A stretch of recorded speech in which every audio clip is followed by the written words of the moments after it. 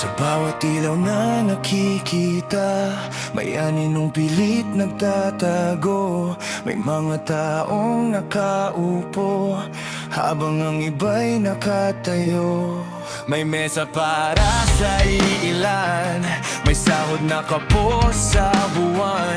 May pangarap na ipinagpaliban, dahil kailangan mo nang mabuhay.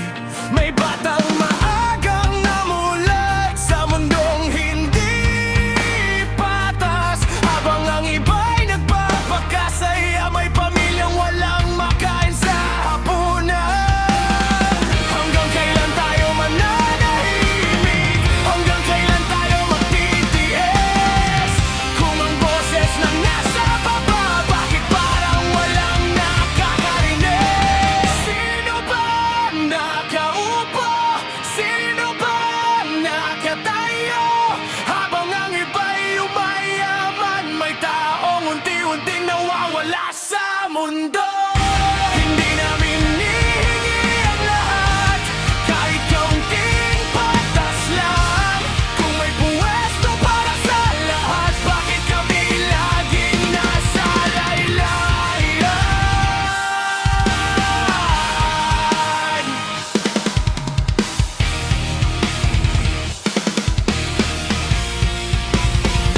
May kamay na sanay magtrabaho, pero walang sapat na sahod. May pawis na tumutulo, pero pangarap ay nakabaon.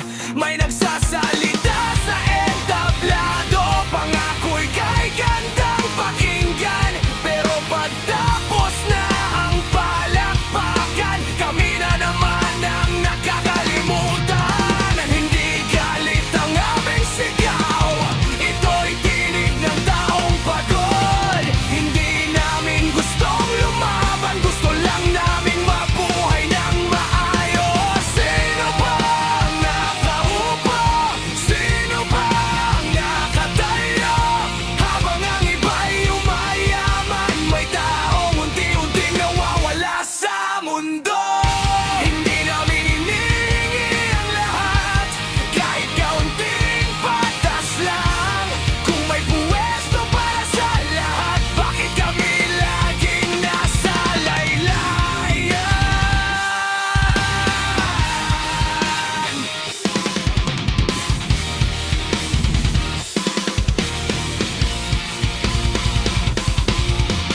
Bangon! Kung hindi tayo kikikin! Bangon! Kung ayaw nilang makinig! Hindi habang buhay nasa ibaba ang taong marunong lumaban para sa tama!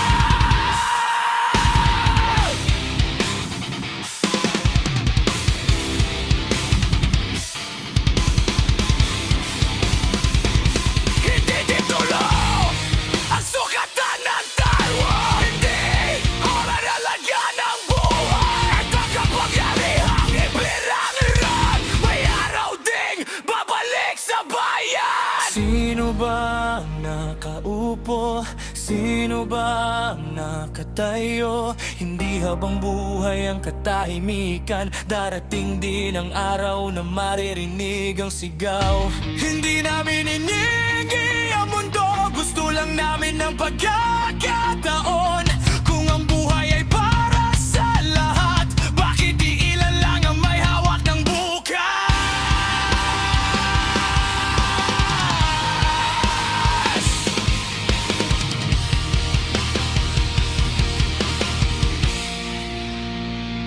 Sa bawat upuang iniwan, may taong naghihintay ng pagbabago. At kapag sabay-sabay nang tumayo, wala nang makakapigil sa tinig ng tao.